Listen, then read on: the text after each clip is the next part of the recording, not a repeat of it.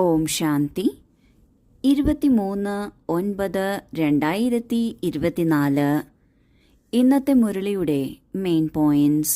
മധുരമായ കുട്ടികളെ, ഉള്ളിൽ രാത്രിയും പകലും ബാബ ബാബ എന്ന് നടന്നുകൊണ്ടിരിക്കണം. എങ്കിൽ അപാര സന്തോഷമുണ്ടാകും. ബുദ്ധിയിലുണ്ടാകണം, ബാബ നമുക്ക് കുബേരന്റെ ഖജനാവ് തരാൻ വന്നിരിക്കുകയാണ്. നാം ബാബയെ ഓർമ്മിക്കുമ്പോൾ ബാബ നമുക്ക് തന്നിട്ടുള്ള ജ്ഞാനത്തെയും ഓർമ്മിക്കുന്നു.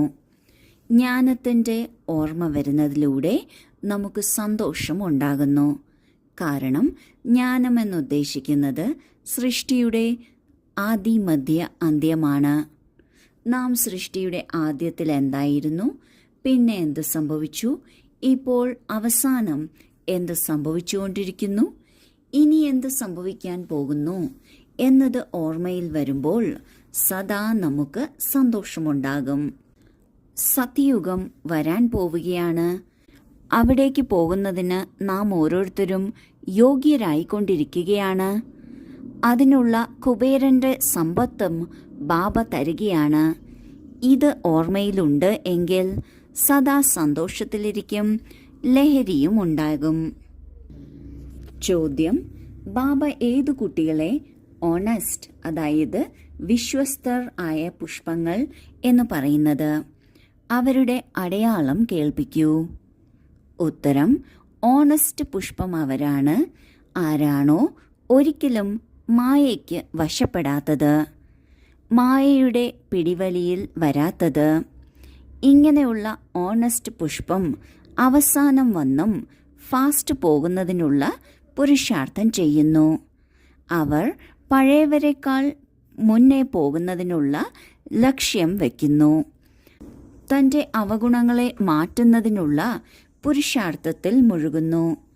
മറ്റുള്ളവരുടെ അവഗുണങ്ങൾ കാണില്ല. ബാബയുടെ കുട്ടികളിൽ ഏതു കുട്ടികളെയാണ് ബാബ വിശ്വസ്തർ എന്ന് പറയുന്നത്? വിശ്വസ്തർ എന്നാൽ അവരൊരിക്കലും മായയ്ക്ക് വശപ്പെടില്ല. മായ എന്നാൽ വികാരങ്ങളെയാണ് ഉദ്ദേശിക്കുന്നത്.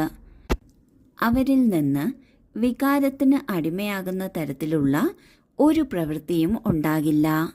മായയുമായി ഒരു പിടിവലിയിൽ വരുന്നില്ല. ഇങ്ങനെയുള്ള വിശ്വസ്തരായ ആത്മാക്കൾ പിന്നാലെ വരുന്നവരായാലും അവർ തീവ്രഗതിയിൽ മുന്നോട്ടു പോകുന്നതിനുള്ള പുരുഷാർത്ഥം ചെയ്യും. അവരിൽ നിന്ന് തെറ്റുകൾ വളരെ കുറവായിരിക്കും സംഭവിക്കുക. അവർ പഴയവരെക്കാളും മുന്നേറണം എന്നുള്ള ലക്ഷ്യം ഉണ്ടായിരിക്കും. അവർ അവരുടെ സ്വന്തം അവഗുണങ്ങളെ സ്വചിന്തനം ചെയ്ത് കണ്ടെത്തി അവയെക്കുറിച്ച് മനസ്സിലാക്കി അതിനെ മാറ്റിയെടുക്കുന്നതിനുള്ള പുരുഷാർത്ഥം ചെയ്യും. അങ്ങനെയുള്ളപ്പോൾ അവരൊരിക്കലും മറ്റുള്ളവരുടെ അവഗുണം കാണില്ല. അതിൽ ശ്രദ്ധ കൊടുത്ത് സമയം കളയുകയും ഇല്ല. ധാരണയ്ക്കുള്ള മുഖ്യസാരം: 1. ആരോടും അസൂയ തുടങ്ങിയവ ഉണ്ടാകരുത്. കുറവുകളെ മാറ്റി സമ്പൂർണമാകുന്നതിനുള്ള പുരുഷാർത്ഥം ചെയ്യണം. പഠിത്തത്തിൽ ഉയർന്ന പദവി എടുക്കണം. 2.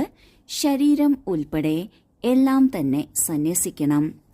ഒരു പ്രകാരത്തിലുള്ള ഹിംസയും ചെയ്യരുത്. അഹങ്കാരം വരരുത്. ആദ്യത്തെ പോയിന്റിൽ ബാബ പറയുന്നു, നമ്മുടെ ഉള്ളിൽ ഒരു നെഗറ്റീവ് ഫീലിംഗും ഉണ്ടാകരുത്. ഉദാഹരണത്തിന് അസൂയ തുടങ്ങിയവ. ഈ കുറവുകളെയെല്ലാം മാറ്റുന്നതിന് പുരുഷാർത്ഥം ചെയ്യണം. അപ്പോഴാണ് സമ്പൂർണമാകുന്നത്. ഈ പഠിത്തത്തിലൂടെയാണ് ഉയർന്ന പദവി ലഭിക്കുന്നത്. പഠിത്തമാണ് വരുമാന മാർഗം. മുന്നോട്ടേക്ക് പോകുന്നതിനുള്ള വഴികാട്ടിയും പഠിത്തം തന്നെയാണ്. രണ്ടാമത്തെ പോയിന്റിൽ ബാബ പറയുന്നു, സ്വന്തം ശരീരം ഉൾപ്പെടെ എല്ലാം തന്നെ സന്യസിക്കണം. ഒരു തരത്തിലുള്ള ഹിംസയും നമ്മളിൽ നിന്ന് ഉണ്ടാകരുത്. 2 തരത്തിലെ ഹിംസയാണുള്ളത്. ഒന്ന് കാമകഠാരി ഉപയോഗിക്കുന്നതും രണ്ടാമത്തേത് ക്രോധിക്കുന്നതും. ഇവ രണ്ടും നമ്മളുടെ ഉള്ളിൽ ഉണ്ടായിരിക്കരുത്. ഇതിനോടൊപ്പം അഹങ്കരിക്കുകയും അരുത്. ഞാൻ എന്ന ചിന്ത കൂടുതലുണ്ടാവുകയാണ് എങ്കിൽ അതിനർത്ഥം അഹങ്കാരത്തിന്റെ തുടക്കമാണ്. അത് മാറ്റിയെടുക്കണം.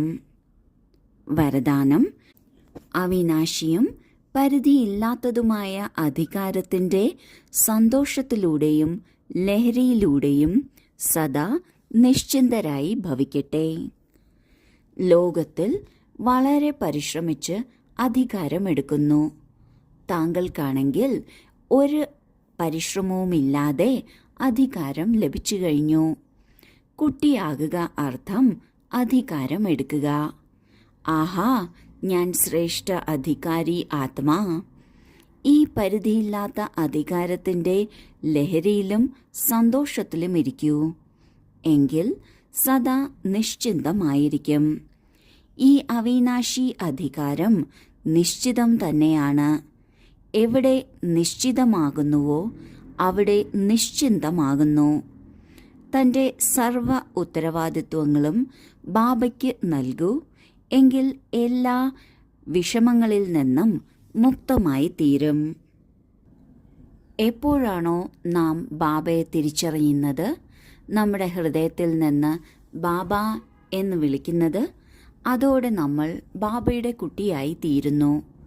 അതിനോടൊപ്പം തന്നെ അധികാരം ലഭിക്കും എന്നതും നിശ്ചിതമായി തീരുന്നു. ഏത് കാര്യമാണോ നിശ്ചിതമായിട്ടുള്ളത് അതിനെക്കുറിച്ച് നാം നിശ്ചിന്തരും ആകുന്നു.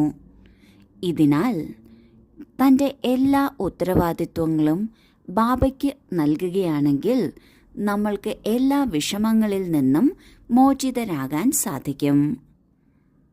സ്ലോഗൻ: ആര് ഉദാരചിത്തരും വിശാല ഹൃദയരും ആണോ അവർ തന്നെയാണ് ഏകതയുടെ അടിസ്ഥാനം. ഏകത എന്നാൽ അനേകരെ ഒരു കുടക്കീഴിൽ കൊണ്ടുവരിക എന്നാണ്. ഇതിനായി ഉദാരചിത്തം, അതായത് ദയാഹൃദയരായിരിക്കണം, വിശാല ബുദ്ധിയുള്ളവരായിരിക്കണം.